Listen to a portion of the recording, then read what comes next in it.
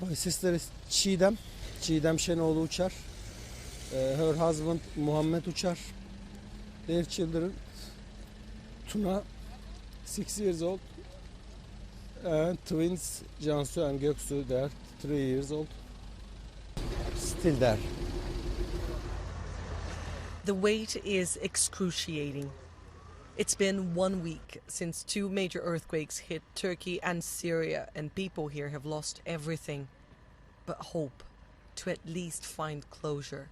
Maybe yesterday 20 people not alive. Yeah. From here, the last rescued people was 2 days ago. For 2 days only, just they are dead. It's difficult. Sometimes you cry. Sometimes you just wait. After 7 days of waiting, shock and disbelief are slowly turning into anger over what many describe as a chaotic response. The private companies sent their cranes and diggers, but when they arrived here, they didn't know what to do. They were just technical operators. They can use cranes, but they are not expert on rescue things. Because of the chaotic situation, some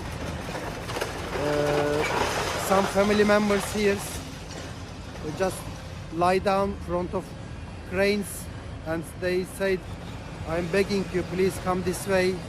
And other family members say, "Please come this way." And it was just crane operators' decision. This has been the worst natural disaster to strike Turkey in nearly a century, and the government says there is no way they could have been ready for something of this magnitude. But the full extent of the damage can only be understood from above. This once vibrant city, capital of Hatay province, is among the hardest hit by the quakes. A cataclysm that turned people's lives upside down and left everyone faced with an even bigger tragedy.